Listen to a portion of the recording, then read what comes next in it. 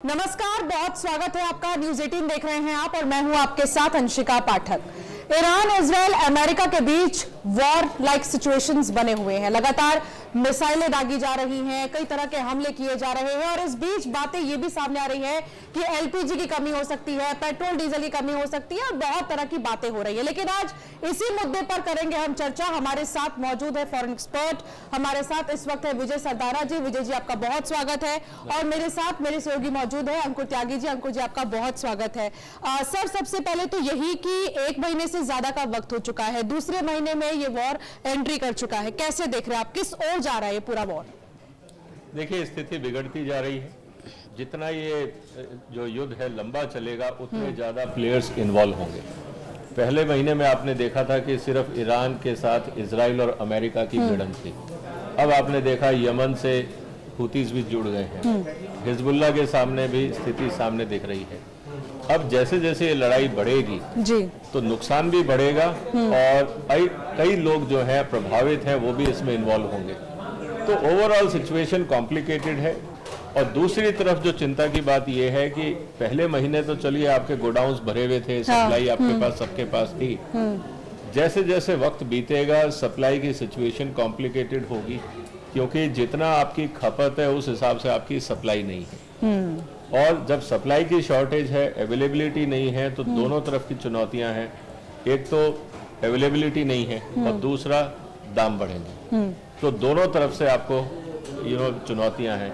और भारत के लिए सबसे बड़ी चुनौती ये है कि जो मिडिल ईस्ट है, जहां युद्ध चल रहा है, वो भारत के लिए काफी बड़ा एक्सपोर्ट मार्केट भी है और हमें वहां से करीब साल का 50-60 बिलियन डॉलर का रेमिटेंस भी आता है जी। वो भी रुक जाएगा तो हमें दोहरी मार पड़ेगी। इसीलिए भारत के लिए चिंता काफी ज्यादा है, क्योंकि हमें 145 करोड़ लोगों के वेलफेयर को देखना है।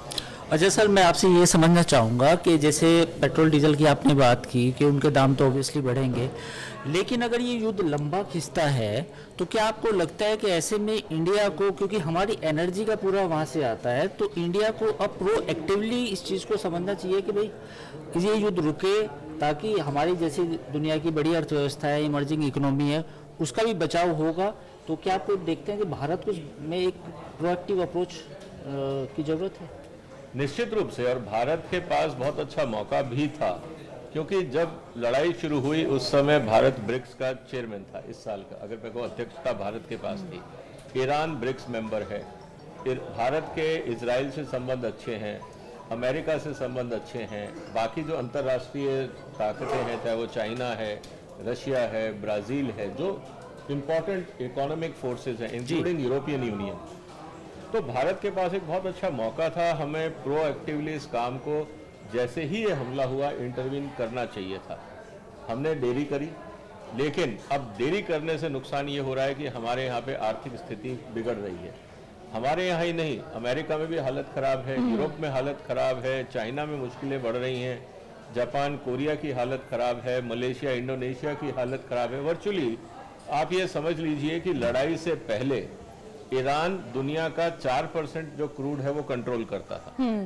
लड़ाई के बाद आज ईरान 20% कंट्रोल करता है। बिल्कुल, क्योंकि हुर्मुज से 20% निकलता है, अब वो निकल नहीं रहा। और अगर कल को रेड सी पे अटैक होता है, अगर हुतीज भी आके कहते हैं कि हम इस लड़ाई को वहां भी जारी रखेंगे और किसी को निकलने नहीं देंगे, तो आप ये समझ लीजिए ये कंट्रोल 32% हो जाएगा। तो सर, जो ये बातें हो रही है कि एलपीजी हमारे देश में है, हमारे पास पर्याप्त पेट्रोल डीजल है, क्या ये बातें सिर्फ बंद बहलाने के लिए है? क्या वाकई हमारे पास है पेट्रोल डीजल, एलपीजी, सब कुछ है वॉर लाइक सिचुएशंस के हिसाब से? देखिए, आप इसको इस तरह से देखिए कि आज आपके फ्रिज में खूब खाना पड़ा है, हाँ, आपका पेट भी भरा हुआ है, आप अगले हफ्ते की सोच ही नहीं रहे। आपको लग रहा है आज पेट भर गया, आज तसल्ली से सोएंगे, कल की कल देखेंगे। अगर हम उस मानसिकता से चले तो 150 करोड़ के आसपास जो देश की आबादी है उसके लिए चुनौतियां होंगी। तो हमारे पास आज जो तेल भंडार है वो आपके लिए, अगर जिस तरह से हमारा टोटल रिजर्व है, अगर मैं स्ट्रेटेजिक रिजर्व की बात करता हूं, तो आपके पास करीब 5 दिन का।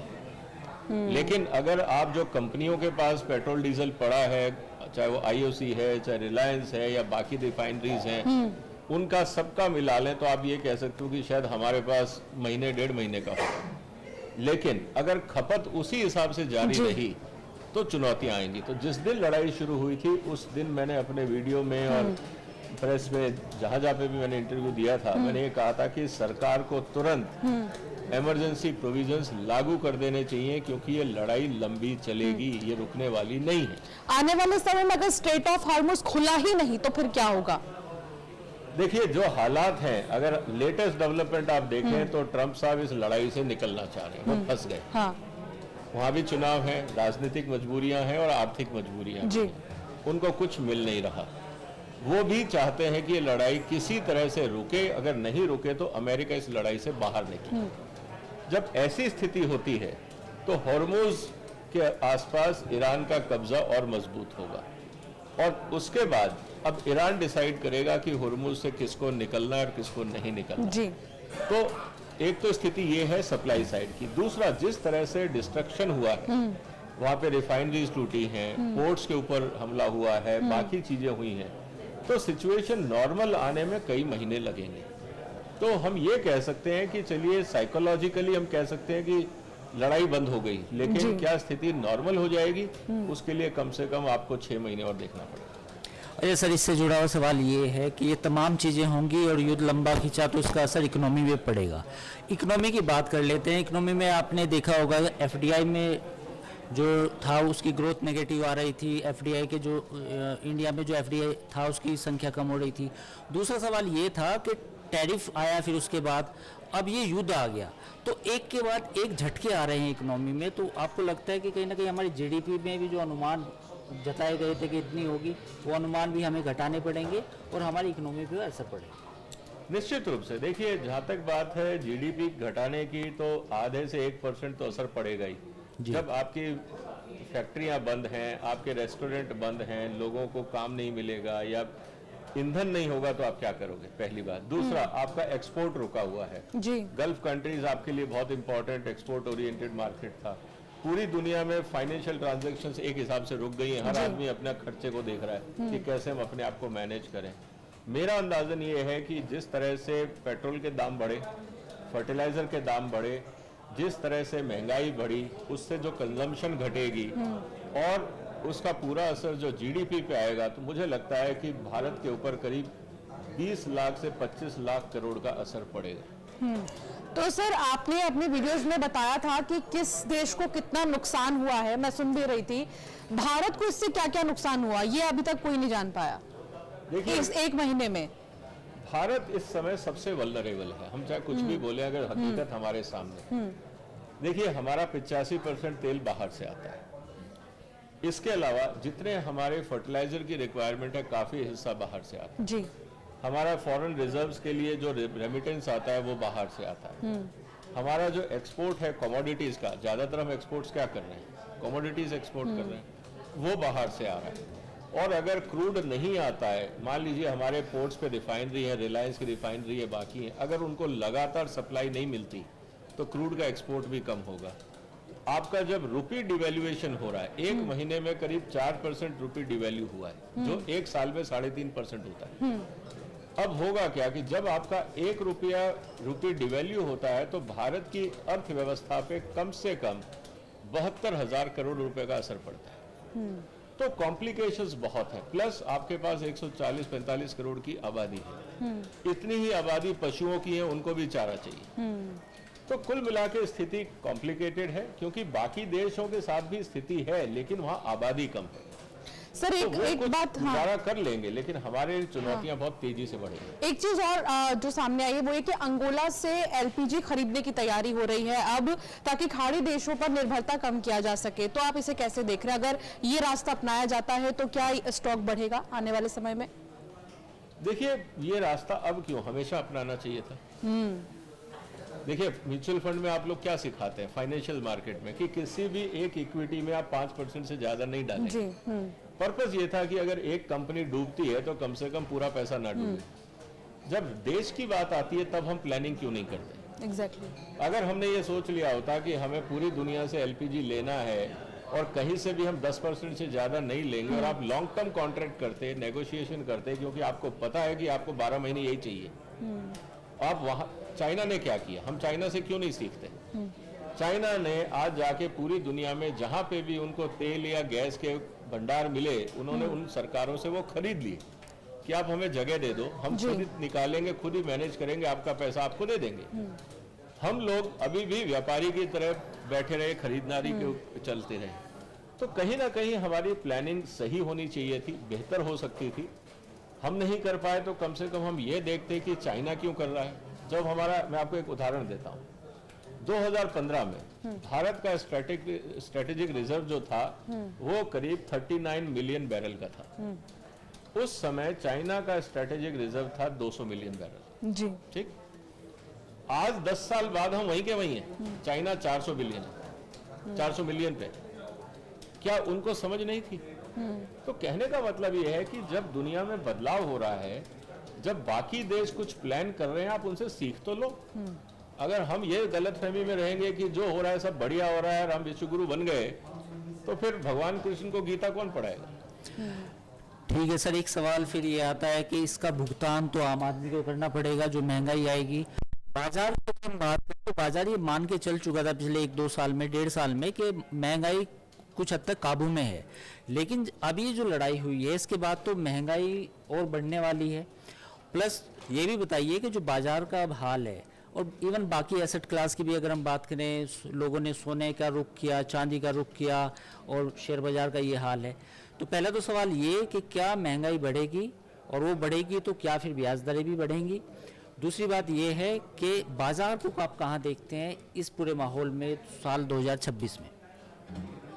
देखिए, कल ही मतलब आज का भी अगर आप मेरा वीडियो देखेंगे कि जो सेकंड महीने में मेरा जो फोरकास्ट है इस लड़ाई का, जी, मेरा ये कहना है कि पहले महीने में तो आपका जो कैपिटल था वो इस हिंदुस्तान से बाहर गया था, विदेशी फंड बाहर गए थे। ठीक, वो सिर्फ आप ये कह सकते हैं कि रिस्क मैनेजमेंट था फंड्स का।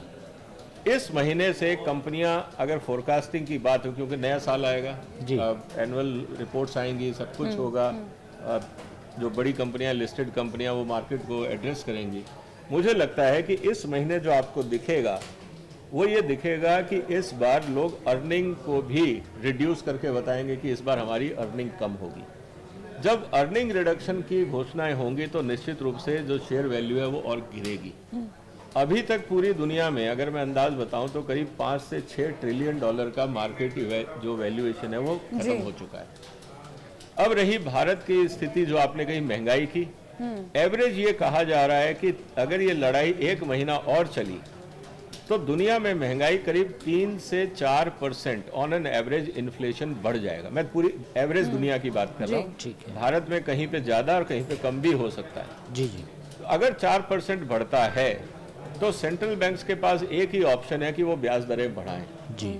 लेकिन आप समझिए कि अगर अमेरिका में आज ब्याज दर वहां पे अगर 2% है या 3% है या 4% है, जो नया बॉन्ड रेट अब निकलेंगे आपको 5 के आसपास दिखेगा, अगर उसमें आप समझिए कि 4% महंगाई है जी, आप अगर बॉन्ड रेट और बढ़ाने की कोशिश करते हो 6%, तो भारत से कितना कैपिटल बाहर चला जाएगा जी।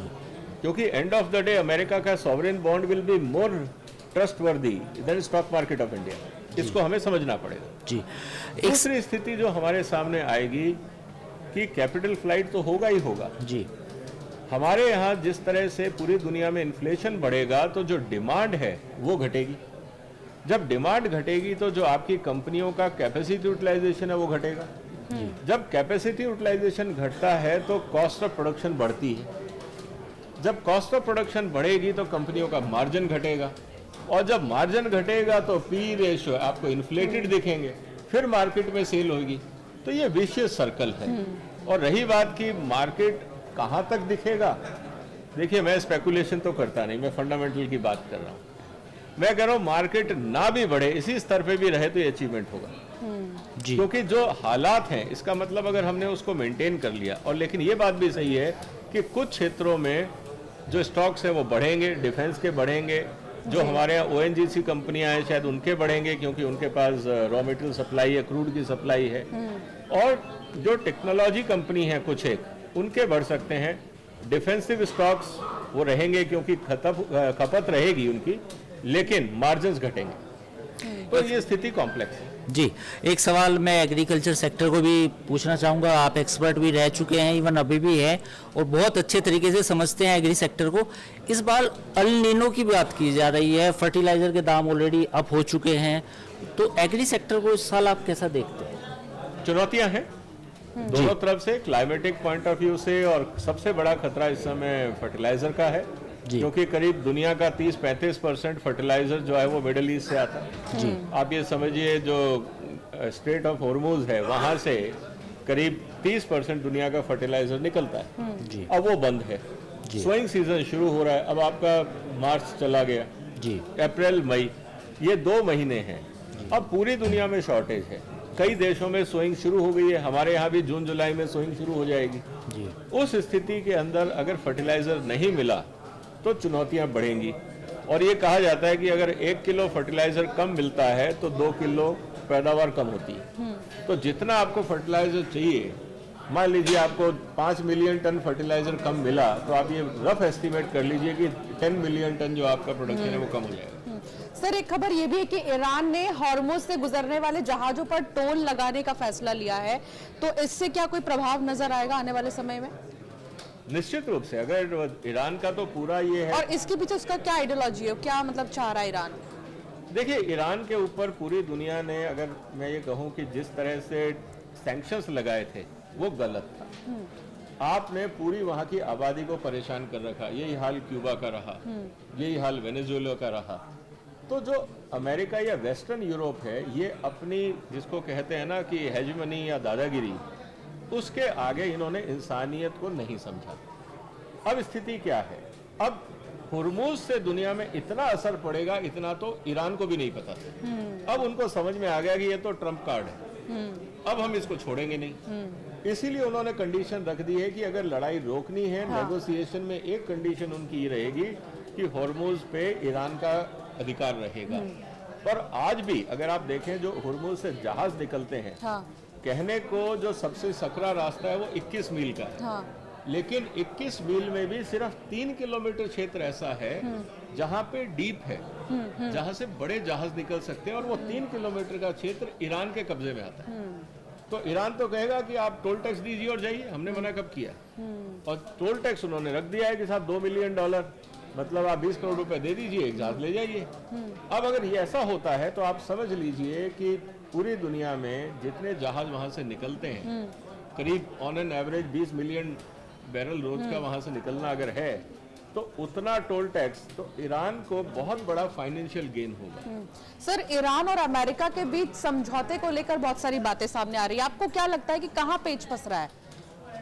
ईगो, ट्रम्प साहब का ईगो, इजराइल का ईगो। अब स्थिति ये है कि ट्रम्प साहब हाथ पे हाथ रख के वापस आ नहीं सकते, क्योंकि वो अपने डिफीट नहीं दिखाना चाहते। यही हाल इजराइल का है, वो डिफीट नहीं दिखाना चाहते हैं। ईरान का सवाल है सर्वाइवल का। ईरान को पता है कि अगर हमने हथियार डाल दिए तो आज अमेरिका और इजराइल ने आक्रमण किया है, कल को सऊदी अरेबिया और जितने सुन्नी कंट्रीज हैं वो हमारे पे चढ़ जाएंगे, क्योंकि शिया सुन्नी का झगड़ा पिछले 1400 साल में नहीं निपटा, तो अब क्या निपटेगा?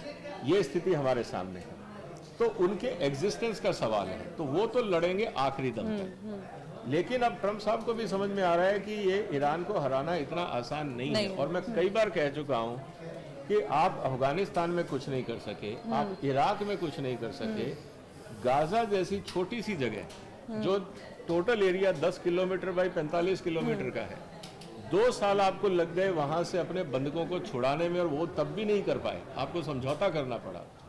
अब इतने बड़े ईरान में आप वहां घुस के क्या निकालोगे और घुसोगे कैसे? तो ट्रम्प साहब को ये बात देर में समझ आ रही है, लेकिन धीरे धीरे समझ आ रही है कि ये फंस गए हैं, और कोशिश ये रहेगी कि कोई रेस्पेक्टेबल एग्जिट रास्ता निकले। इज्जत बचा के भागने वाली बात है। अब वो इज्जत बचाने का रास्ता क्या है, अब उनको ये समझ में नहीं आया, और ईरान को मौका मिल गया है कि अब मैं पीछे नहीं हटूंगा, क्योंकि अब मुझे दुनिया में अपनी जगह बनाने का पूरा मौका मिल गया। तो ये स्थितियां हैं, मुश्किल है, लेकिन ठीक है सबके सामने। जी, एक एनालिसिस है कि अमेरिकन जो रडार लगे हैं खाड़ी देशों में, वहाँ पर उनमें जो रेयर अर्थ मटेरियल की जो मैग्नेट्स लगी है वो मेड इन चाइना है। दूसरी तरफ जो ईरान मिसाइल डालता है तो वो जो जीपीएस है वो भी चाइनीज जीपीएस है। तो आपको लगता नहीं कि इस पूरी लड़ाई में चीन जो है असली विजेता तो चीन है? निश्चित रूप से। देखिए क्या है कि कोई भी देश आज की तारीख में, जब हमारे यहाँ पे भी ऑपरेशन सिंदूर हुआ था तो हमने टेक्नोलॉजी इजराइल से भी ली थी। जी हमारे पास राफेल फ्रांस के भी थे। जी हमारे पास अपनी इन हाउस टेक्नोलॉजीज भी थी। जी तो आज टेक्नोलॉजी के मामले में इंटरकनेक्टिविटी है। जब मुझे पता है कि जीपीएस, जैसे हमारे यहाँ पे कारगिल के समय में अमेरिका ने जीपीएस के सिग्नल देने से मना कर दिया था। अब ऐसी स्थिति के अंदर अमेरिका पे कौन भरोसा करेगा? तो दुनिया एक दूसरे से सीखती है। ईरान ने देखा अमेरिका किस तरह से दादागिरी कर सकता है या सिचुएशन पे धोखा दे सकता है, तो उन्होंने अपना पूरा सिस्टम चाइनीज और रशिया के ऊपर डिपेंडेंट कर दिया। जी चाइना का इंटरेस्ट है कि अमेरिका थके और लड़ाई लंबी चले, क्योंकि जितनी लड़ाई लंबी चलेगी उतना अमेरिका आर्थिक रूप से और सामरिक रूप से कमजोर होगा। अभी मैं एक और वीडियो बना रहा हूं जिसमें ये कि जितने हथियार इनके पास हैं, कितने दिन का जखीरा बच गया। अब वो स्थिति ये लग रही है कि ये महीना होते होते मुझे नहीं लगता इनके पास हथियार बचेंगे। अब जब आपके पास हथियार ही नहीं बचे, और मजे की बात क्या है कि जितने हथियार इन्होंने 4 साल में प्रोड्यूस किए थे वो 2 दिन में लगा दिए। टॉमहॉक का भी उसमें जिक्र है। तो अब स्थिति ये है कि अगर इनको अब चाइना से लड़ाई करनी पड़ेगी, मान लीजिए ताइवान को लेकर, तो अमेरिका को 10 साल पहले हथियार प्रोडक्शन करने पड़ेंगे। तो इसका मतलब लड़ाई 10 साल के लिए टल गई। तो आपको लगता है सर 2026 में ताइवान चीन के हिस्से में चला जाएगा? देखिए चाइना को भी पता आपकी कोई है। प्रेडिक्शन है सर, भविष्यवाणी? जैसे आजकल यूट्यूब पे प्रोफेसर जियांग है और बहुत सारे लोग हैं, उन्होंने भविष्य, आप करना चाहेंगे कि ताइवान का क्या होने वाला है? नहीं, मुझे नहीं लगता। देखिए ताइवान के साथ अटैक करके लाने से कोई फायदा नहीं है। अमेरिका भी देखो, थोड़ा बहुत जो भी हथियार है वो चाइना का भी नुकसान होगा, ताइवान का भी होगा। हांगकांग भी लिया था चाइना ने, बाकी जगह भी उन्होंने काम किया। लेकिन मुझे ये लगता है कि चाइना ने अपनी गलतियों से सीखा है। वो ताइवान को धीरे धीरे आर्थिक रूप से अपनी तरफ खींचेंगे और ये कह देंगे कि ठीक है आप मेन लैंड के पार्ट हो जाओ, लेकिन ऑटोनोमस रीजन रहो।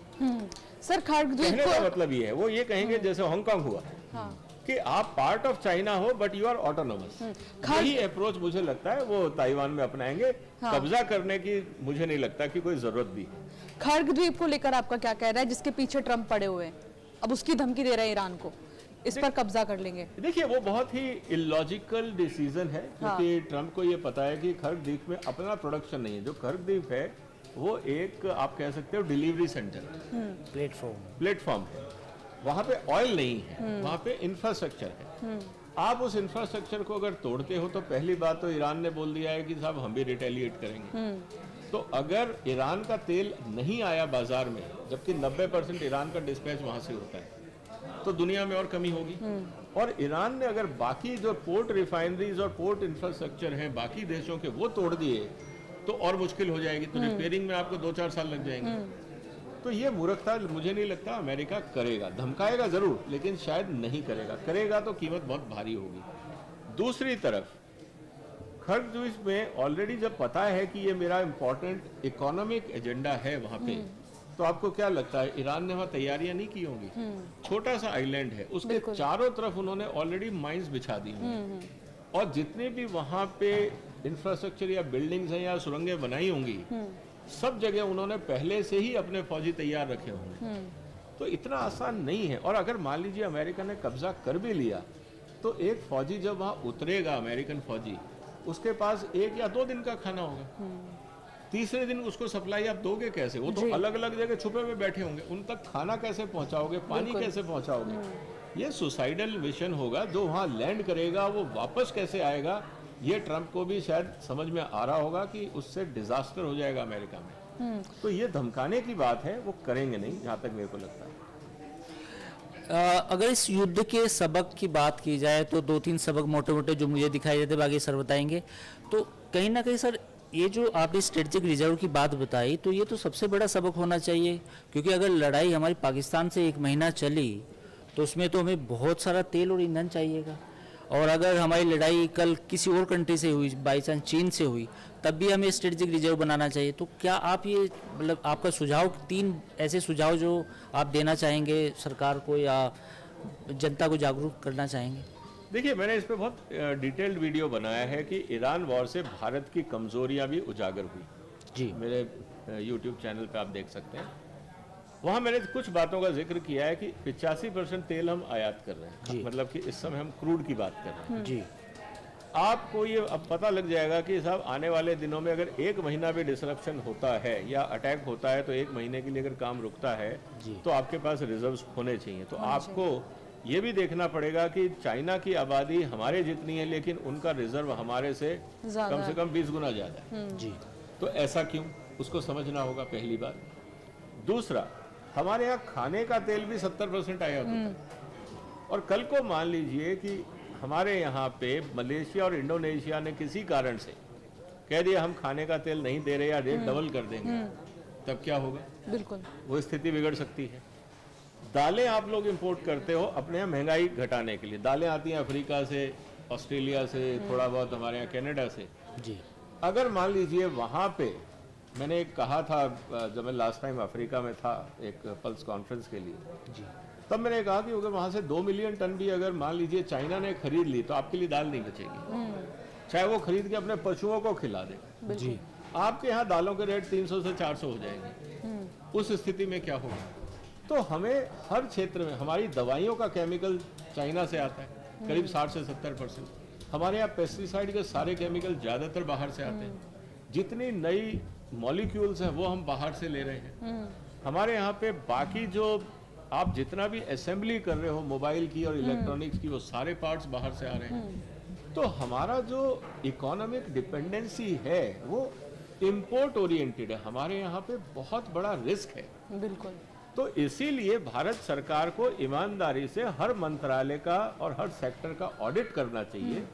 और अब 10 साल हो गए, अब आप ये नहीं कह सकते कि साहब कांग्रेस क्या कर रही थी। अब आपको जिम्मेवारी लेनी पड़ेगी, अब ये टाल नहीं सकते। और अब अगर गलतियां होती हैं तो उसका पूरा का पूरा अकाउंटेबिलिटी रूलिंग सरकार की होगी, आप किसी और पे दोष नहीं दे सकते। बिल्कुल। तो कुल मिलाकर कहने का ये मतलब है कि हमें हमारा मार्केट भी एक्सपेंड करना होगा और दूसरे जगहों, जैसे भी अभी हम बात कर रहे थे, जब अंगोला की बात कर रहे थे हम, और साथ ही आने वाले समय में ये देखना होगा कि किस तरीके के हालात और भी ज़्यादा बनते हैं। हालांकि अब दूसरा महीना जिसकी शुरुआत हो चुकी है इस वॉर के मद्देनजर अगर हम कहें तो। सर बहुत शुक्रिया आपका हमारे साथ जुड़ने के लिए और बातचीत के लिए, बहुत अच्छा लगा, एनालाइज किया हमने। अंकुर जी बहुत शुक्रिया साथ जुड़ने के लिए। फिलहाल इतना ही।